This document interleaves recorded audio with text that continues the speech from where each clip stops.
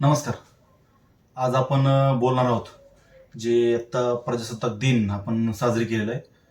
तो लाईक तसं असतं की बाबा इंग्रजांच्या हातातून देश सुटला आणि तो आपल्या राजकारणात हात जाऊन देश पडला. म्हणजे आता सध्या जे राजकर्ते आहेत, जे लोकांना वाटतं की ते आपलं भलं करतात, आहे आपलं चांगलं करण्याचा प्रयत्न त्या ठिकाणी संसद भवनामध्ये किंवा विधानसभेत जाऊन आपले प्रश्न मांडतात.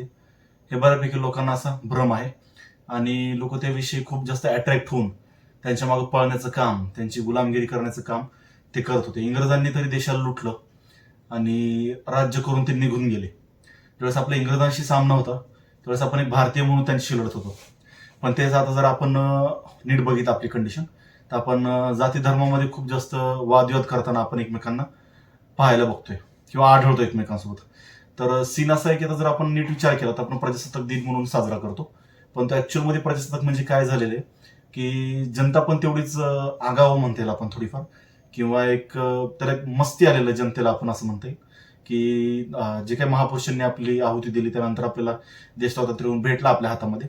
त्यानंतर सुद्धा जर काही लोकांनी नीट विचार केला तर देशाचं पूर्णपणे नुकसान होताना आपल्याला इथं दिसलेलं आहे. ते कसं मी तुम्हाला सांगतो, ज्या वेळेस प्रजासत्ताक झाला, प्रजासत्ताकचा थोडक्यात अर्थ असा होतो की बाबा प्रजेच्या हातामध्ये सत्ता दिली, किंवा तुम्ही अधिकार आहे, तुम्ही असं करा, तुम्ही तसं करा, या सगळ्या गोष्टी त्यांना त्यांच्या हातामध्ये भेटल्या, प्रजेच्या हातामध्ये भेटल्या. प्रजेने त्याचा वेगळाच काहीतरी गैरफायदा घेतलेला आपल्याला दिसतोय. तो जो गैरफायदा बघितला त्या जनतेची पण काही चूक नाही, पण जनता ही मूर्खच आहे नीट विचार केला तर. त्यामुळं त्यांनी स्वतःचं कर्तव्य नीट न पार पाडता दुसऱ्याच गोष्टीकडे भरकटत गेली.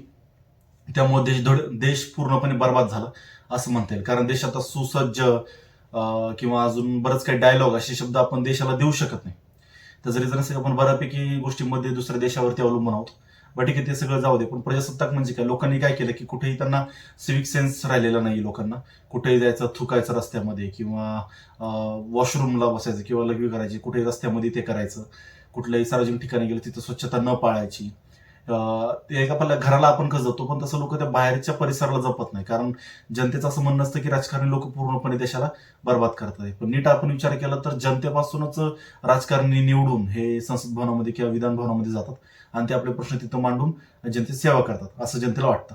हा एक मुद्दा झाला की बाबा कुठेही सिविक सेन्स न पाळणं, लाईनी न पाळणं, नियम न पाळणं, कुणालाही शिवाय देणं, कुठल्याही तरी छोट्या गोष्टीवरून वादविवाद करणं, रस्त्यावर काही पण कुठल्या उलटी सिद्ध प्रकारची कामं करणं, ही सगळी गोष्ट आपल्याला प्रजासत्ताक दिना दिवशी आपल्याला जनतेकडनं आपल्याला हे पाहायला मिळत असेल बऱ्याच ठिकाणी. म्हणजे याचा अर्थ असतो की जनतेने प्रजासत्ताक दिनाचा जो जे काही मूळ अर्थ आहे तो पूर्णपणे चुकीचा घेतलेला आपल्याला दिसतोय.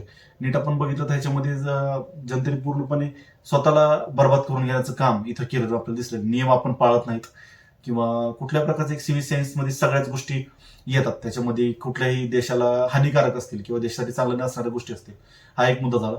दुसरा, आपण जर प्रजासत्ताक दिनाचा आपण चुकीचा वापर करतोय, जर आपण असं म्हणलं तर आपल्याला माहिती आहे की एका ठिकाणी भ्रष्टाचार होतोय किंवा इथं नियम तोडले जातात किंवा इथे काय कुठल्या तरी गोष्टीचं काहीतरी वाईट कृत्य होताना आपल्याला दिसतंय की बाबा लोक पैसे देतात, राजकारणी पैसे देऊन निवडणुका जिंकत आहेत, भ्रष्टाचार करतात, हे सगळ्या गोष्टी आपल्याला दिसतात. पण आपण एक जनता म्हणून त्या ठिकाणी पूर्णपणे शांत बसलेलं हे आपल्याला तिथं दिसून येते. त्याचं रिझन अजूनपर्यंत तुम्हाला आता काय कळलेलं नाही. जनता हे 500,000 रुपये विकली जाणारी जनता होती. त्या काळामध्ये ते इंग्रजांच्या वेळेस विरोधात आवाज उठवणारी जनता होती, कारण त्यांना 150 वर्ष राज्य करून त्यांनी ती पूर्णपणे देशद्रोही लागण्याचं काम केलं होतं. माझ्या मते आता पुढे अजून 60-70 वर्षात आपल्या देशाला स्वातंत्र्य होऊन बऱ्यापैकी मिळालेले आहेत. पण पुढे जाऊन अजून जर इंग्रजांसारखंच उठाव जर करायचं असेल तर आपल्याला राजकारण्यांना आपल्या देशातून पहिलं प्रथमतः म्हणजे इथून हाकलून लावलं पाहिजे. देशाला प्रजासत्ताक झाला म्हणजे हा एक दुसरा आपण बाजार उठवताना आपल्याला दिसलेला आहे. अशी बरीच जी आहे ती प्रजासत्ताक सत्ता आली, पण प्रजेने त्याचा पूर्णपणे चुकीचा वापर केला, स्वतःच्या फायद्यासाठी मूर्खपणा करण्यामध्ये ती आवड राहिली. काही जरी गोष्टी असं जरी दवाखान्यामध्ये गेलं किंवा कुठं काही गेलं तर योग्य त्या सुविधा भेटत नाही, त्याच्याविषयी आपण आवाज उचलत नाही, आपण त्याच्यामध्ये पूर्णपणे मुख घेऊन गप्प बसतो. प्रजेची सत्ता आपण पूर्णपणे त्यामध्ये घेतलेली. याची प्रजेच्या सत्ता जरूर आली, पण तसं त्याचा पूर्णपणे चुकीच्या पद्धतीने वापर आणि नुकसान होताना आपल्याला दिसतंय. आपण कुठल्याच पद्धतीने देशाचा विचार करत नाही, कारण आपण पूर्णपणे ब्लेम हा देशाच्या राजकारणाला देतो की राजकारणी नीट वागत नाहीत, हे नाही ते नाही. पण आपण एक साईडला असं विसरून जातो की त्यांना त्या पदावरती बसवणं किंवा त्या पदावरती निवडून देणं ह्याची जबाबदारी सुद्धा आपणच घेतो आणि स्वतःला 500,000 रुपये विकणारी सुद्धा जनता आपणच असतो. त्यानंतर आपल्याला त्यांना आपण निवडून दिल्यानंतर त्या गोष्टीमध्ये आपल्याला चांगल्या फॅसिलिटीज भेटत नाहीत किंवा हॉस्पिटल चांगले भेटत नाही, रस्ते चांगले भेटत नाही, त्यावेळेस सुद्धा आपण काय करतो की बाबा ठीक आहे, नाही होते होऊ दे, अशा गोष्टींना टाळतो आणि स्वतःचे नंतर 500,000 रुपये घेऊन आपण पूर्णपणे शांत बसतो. इथं प्रजेची सत्ता कुठेतरी आलेली दिसते. म्हणजे जे काही देशामध्ये घडते ते चढउतार असतील, वाईट गोष्टी असतील, याला पूर्णपणे जबाबदार जनता आहे. नुसतं प्रजासत्ताक दिनाविषयी स्टेटस टाकून पांढरे कपडे घालून ध्वजारोहण करून सुद्धा देशाला अभिमानास्पद अशी कुठली कृती होणार नाही, किंवा एखादी टूर घेऊन किंवा एखादं ऑलिम्पिक मेडल घेऊन किंवा एखाद्या गोष्टीमध्ये असं क्रिकेटमध्ये वर्ल्ड कप जिंकणं म्हणजे देशाचं स्वाभिमानाची गोष्ट नाही. ज्यावेळेस तुम्ही इंटरनल गोष्टींना ज्यावेळेस सुधारणा कराल त्यावेळेस देश पुढे जाईल. इंटरनल गोष्टींमध्ये सुधारणाच नाहीये. शाळा, जिल्हा परिषद, सरकारी शाळांचा पूर्णपणे बाजार उठलेला आहे. जवळजवळ 70-80 हजार सरकारी शाळा बंद करण्याची वेळ आलेली आहे. दवाखान्यामध्ये योग्य त्या फॅसिलिटीज नाहीत. लोकांना ऑक्सिजनचे पाईप घेऊन हातामध्ये घेऊन संघर्ष करावा लागतो जीवनासाठी. प्रायव्हेट दवाखान्यांमध्ये फीस वाढत चालली आहे. सामान्य नागरिकांची फी परवडत नाहीये.